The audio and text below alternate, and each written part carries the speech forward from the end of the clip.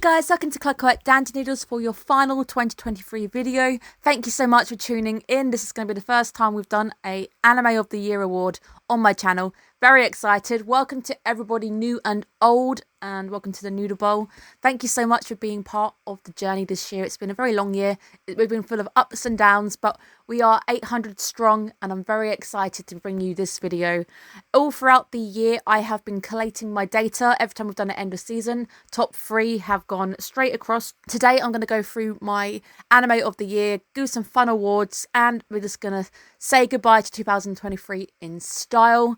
I can't wait for the next year of anime. There are so many good titles coming our way, and I can't wait to endeavour upon that journey with you guys. It's going to be fun. Hopefully next year as well, we're actually going to cross the 1K mark. So there's a lot of good things coming our way into 2024.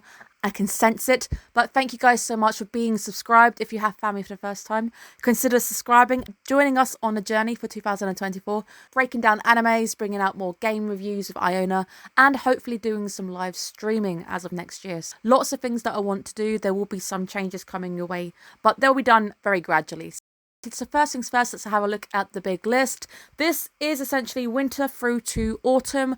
Any top 3 is basically up on the list. I've omitted the honourable mentions. Top 3 will technically be chosen from the list you're seeing here. It doesn't matter if they're second, third. I've gone through it, had a little think. I ended up going back through the entire live chart of all the anime that aired in 2023. There was a lot of anime airing. There's a lot of really good stuff that aired. So I want to give some thanks to the anime gods.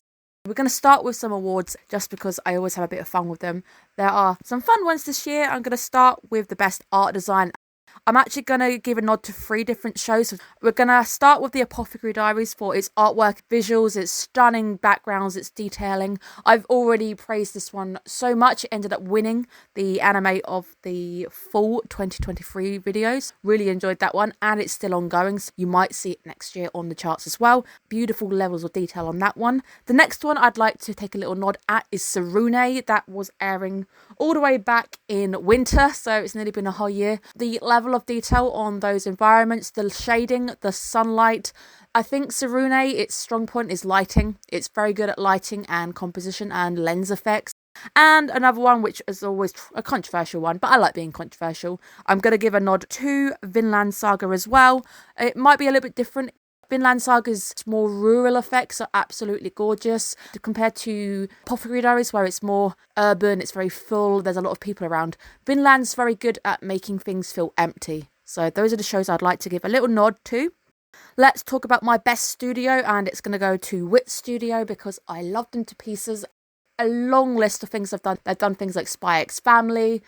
People are going to be like, why haven't you put Mappa on the list? But with all of the allegations coming out with Mappa right now, I just don't feel good putting them on the list. So I'm very happy to put Wit, a smaller studio, on the list. They've done Vinland Saga as well. There's a lot of good things that I like about Wit. And I've actually watched a lot of their output, their titles. I do feel quite strongly with Wit Studio in particular.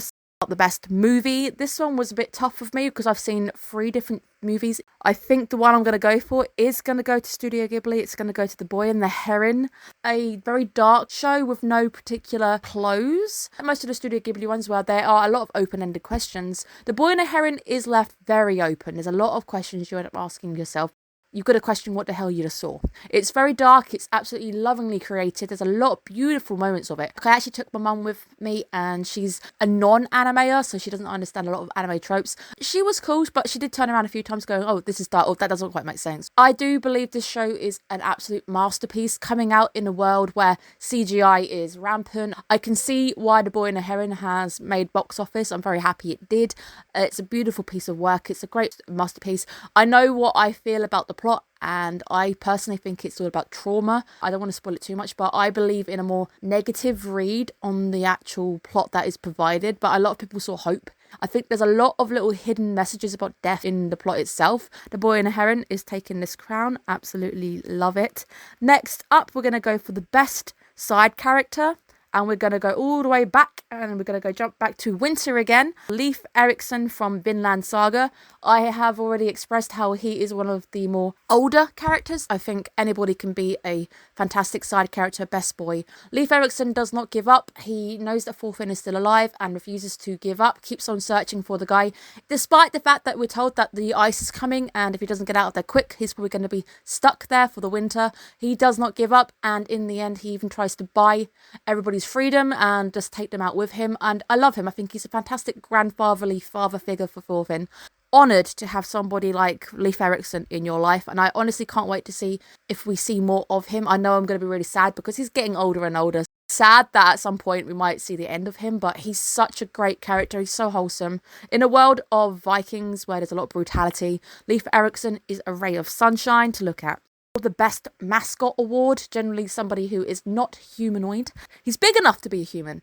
We're going to go all the way back again. Summer 2023. We're going to go for Yukiji. The masterful cat is depressed again today. I love this show. I thought this show was fantastically handled. Out of a few shows by the same studio, this was my favourite. Yukiji is just everybody's wildest dream in a pet. He looks after her. He cooks for her. He does the shopping. He does the cooking. He cleans. He's also very understanding, and he's very funny. He only talks in his inner monologues. I think is really nice. He doesn't talk outright to her at any point. Really nice vocalizations. I don't know who actually voiced him, but if you did actually skip on that show, if you want something cuddly and wholesome to say goodbye to the year with, honestly go pick up that show, because that show is so nice to cuddle up to. I had so much fun with it, and Yukiji really is my favourite character. Voice actors, and I'm going to do one for each. I believe in praising every aspect, the people who make the anime possible, not only the artists and the studios. I want to talk about people who do sound and voice the characters that we love. We're going to start with the female VA this time around, and the long list of her characters is insane. It is going to Kurosawa Tomoya Ayaka. She's Bash from Trigun Stampede as a kid. She has been in Arc Knights, Jujutsu Kaisen, Skip to Loafer. The list goes on and on. She's been in Heavenly Delusion, which is a show that really messed us up when that came out. Such a long list. I had to give it to her because she's just done so much of the shows that I have seen. I've seen a lot of diversity in her work, and I really wanted to give her a crown. Male voice actor, if you know me, you know where I'm going already. And to be fair, this year has been amazing for him. He ended up taking home National Treasure and Best Voice Actor anyway, so I am just doubling down on what the world already knows.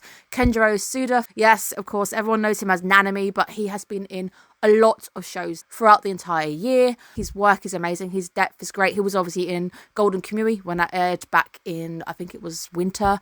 He's such a good Ogata. He's such a bad boy when he wants to be, but he's also such a lovable character with the amount of people who are crying over Nanami. His work is amazing. He's a very nice person in general. I actually ended up getting hold of his photo book. It's not here yet, but it's the first time I've delved around on the internet trying to find somewhere to actually get it to the UK, and I did, and I was so happy. Play Asia, not a sponsor, got the book for me. Kenjiro Suda, continue doing good work. We don't deserve somebody like him. He is so good at what he does. The guy can go from gravelly dark, I'm going to kill you, to I love you and I'm tender and caressing you. Best fight. Before I dropped Jujutsu Kaisen, so I am going to go there. It's going to go to Gojo versus Toji. Any of the fights against the two. The animation is slick. I actually think the first half of the Subiu arc was better anyway. It's better for me to watch. It's less pain. It's a very nice use of camera angles. It's very nicely animated. It's fluid. Of course, it's Mappa. The fight itself is very dynamic. Vaguely remember this fight. It's a very dynamic fight that I really enjoyed watching. The second up run of fight, if I had to pick one, would be Snake versus Thorfinn from Vinland Saga. Mainly because Snake's style is amazing, and I wasn't expecting to really like that character so much. And of course, Thorfinn is realising some stuff at that point, and he has no weapon. A lack of weapon making it very, very interesting as opposed to superpowers. Those are the fights that really shone for me. The best villain is going to be the same as my fall from 2023. It's going to go to Y-Man from Dr. Stone. As stated, this is somebody who has already achieved their goal. This isn't a villain just walking about spewing nonsense and empty threats. Y-Man didn't even brag. He just froze the world one day, and he's still around, and he's still threatening people who are coming back. Whoever they are, we don't even know if they're a man, woman, AI, anything. They are so mysterious that we barely see them. The mysterious Y-Man has got to be one of the more chilling villains because they don't even go up in person to freeze everybody. The world just freezes, and they are apparently on the moon. We will find out exactly who Y-Man is, hopefully in the final season of Doctor Stone, whenever that may air. Scary villain who's actually achieved their goal. Let's now jump to the best soundtrack, and this one was difficult, so we're going into two different directions for me on this one. I could have a runner-up on a POF, but I'll give Kieran Penkin a bit of a rest. First things first, let's talk about Jujutsu Kaisen. The soundtrack for Jujutsu is just amazing. It's beautiful. One of my favourite pieces came out of the movie For Greatest Strength. Very beautiful piece. But then I absolutely love specials. The soundtrack itself is still really, really good. The music inside the anime itself is good. But it's going to be trumped by something that I've been playing non-stop since it came out. And it came out a year ago. Trigun Stampede. The anime has gone down as having an interstellar soundtrack, and I do believe it because the soundtrack is absolutely gorgeous, complex. There's a lot of really nice pieces. There's a lot of really nice motifs. Parts where you do think you're watching a sci-fi movie. There's a lot where you sense danger in it, and there's a lot of emotion just being played with it. And we've also put kudos to the fact that the villain, Million Knives, actually plays the piano. So somebody's taken the effort to get him to play the piano. Those are the two soundtracks that have impacted me the most. A lot of these awards will be basically what I've seen and what's impacted me, because you may have watched different shows. I haven't watched every 200 animes that came out in the year. Let's go to environment now. So a little bit different. I guess I know I did put it in art. This is also best environment for the level of detail and how deep the story is. World building wise, we're going to go for the Apothecary Diaries. I have credited this show so much, but the level of detail, the level of complexity within the world, the fact that we got a nice sequence where she was running between the pavilions and you can see how interconnected everything is. They even went to, this is how we dry out books. Everything is thought out. Characters interact with each other. People are punished, what the corporate punishments are. Everything in this show is thought out so well that Apothecary Diaries deserves yet another crown. Jump to Best Boy and Best Girl. We're going to start with Best Girl. Going to Asirapa from Golden Kamuy. A lot of people don't watch Golden Kamuy, so you're not going to get this. Character who was very young when the series started, growing up and becoming her own woman, her own person, all the way through the show, and watching her grow up has been an absolute pleasure. You really see her coming into her own, discovering her own person and standing up and saying, actually, this is how I think the fate of her own people. I have a right to say how I feel. Seeing her grow from strength to strength, and especially in, I think, the season just gone, she leads a lot of it because the group gets split up. And now that they're back together again, there's definitely a dynamic change, and you definitely see her making a lot more strong decisions that are very mature. So for me, Asirapa, Best Girl for best amount of character growth as well throughout the entire season. Best Boy, a grey area for Best Boy because I guess most people think wholesome, but Thorfinn from Vinland Saga, yes, he's killed people, but that is also where the second season came in. We see a character going through literal trauma, PTSD. We see Thorfinn growing from realising he's done such a horrible thing and actually wanting to find an easy way out, to actually, no, I'm not going to find an easy way out. I'm actually going to redeem myself. I'm going to live better every single day. I'm going to fight for what it is that I believe. I believe that nobody should be a slave. Seeing Thorfinn grow during the second season of Vinland Saga was just powerful. A lot of Vinland Saga is anti-war. Thorfinn actually becoming that symbol for freedom and like justice and peace. He's on the up. I think the guy has got a lot of growing to do. I could easily have put Aino in here as well because he does a lot to actually nudge Thorfinn in the right direction. There's a lot of moments where he stands up for what's right. He goes up against armed enemies and he has no weapon in his hands. Definitely gonna go to Thorfinn. We have the Guilty Pleasure Husbando, the one which I feel bad about liking, but I can't help it. They're on my brain 24/7, is Nai from Trigun Stampede. I mean, the guys knew what they were doing when they made the poster for the whole show. Instead of putting Vash in the foreground, Nai's butt is in the foreground, and I've said that a few times. He's going to take the Guilty Pleasure Husbando, but we're going to have now Husbando of the Year, the wholesome one, the one that I'm absolutely proud to say, he's my husbando, he's on my list. Nanami Kento. I think he's on a lot of people's lists, and I don't care. And don't tell me, and don't ruin my headcanon. He's alive in my head. It's fine. I love this man to pieces, not only just because of the VA, but because of the way he is. I see him as a bit of a proper dad to Yuji. I love the way that he is. He's got a clear sense of responsibility, and the fact that he doesn't like working overtime, I can really get behind. I love this man to pieces, so he is, of course, my husband of the year, and I love him. In third place, and it's my list, guys, so I can do what I want. It's going to Trigun Stampede, I'm sorry. It has to, because I've got a cosplay. I actually watched it, got hooked.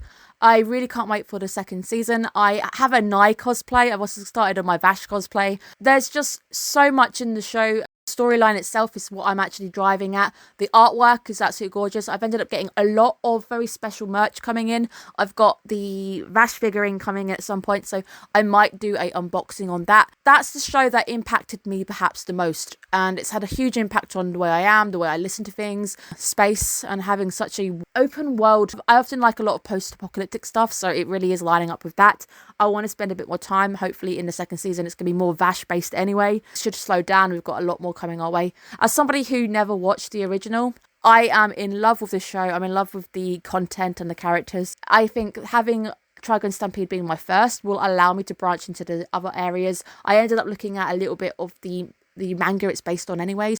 Second place, I think a lot of you are going to support, so I feel happy about this one. You guys aren't going to hate me too much about this. It's actually going to go to Apothecary Diaries, so we're going to have something from the season just gone. Apothecary Diaries deserving its second place. I love the show to pieces. I've had an actual blast breaking this down with you guys. You guys have loved it. I've loved it. The level of details are fantastic. Jinshi is great. Mao Mao is great. I've really enjoyed those characters as a whole. So much fun breaking it down, talking to you guys, that I've got a lot to also thank it for. So I think the most influential for the anime Clockwork Dandy Noodles, the whole YouTube channel, is this show. Trigun might be special and personal to me as a choice. Second place is special to the channel as a choice, because Apothecary Diaries has helped us grow absolutely tremendously. Every single episode that comes out, more and more people join the Noodle Bowl, and I'm so proud of that, because the show itself is definitely worth it. The complex story that it's clearly circling around is just one that I really want to know about. The way that every single character is handled is beautiful. Honestly excited to see where the next 12 episodes go, and whether it means we'll get another season after that, I don't know. I can't wait to continue breaking that down with you guys, and honestly, thank you so much for making it possible for me to do it, because you guys have been tuning in. Sure, we've had a few issues with spoilers, but you guys on the whole are amazing, and I've had some really good interactions with people, just being able to talk about things, get some answers and things. In first place, and for once, I apparently agree with the rest of the world. I did note that this anime in particular also got crowned Anime of the Year by other platforms. It's going to Vinland Saga Season 2. Third place was personal, second place is for the channel itself. First place is one that I think is story driven. I think it's a masterpiece. I think it's a literal masterpiece that the writing on the second season was. Yes, people complain it's slow, but that is the point. It often takes a lot more to make a show with no fighting interesting and just mind-blowing as it did. And the moments where it started to get real a bit later in the show, after you've had nothing happen, they hit hard.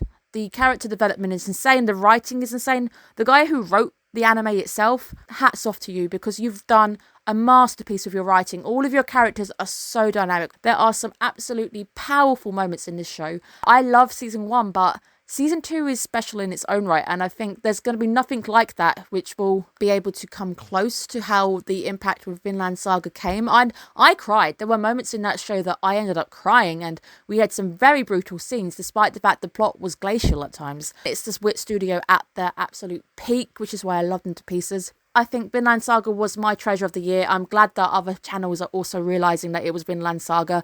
You don't need to have superpowers. You don't need to have insane fights 24/7.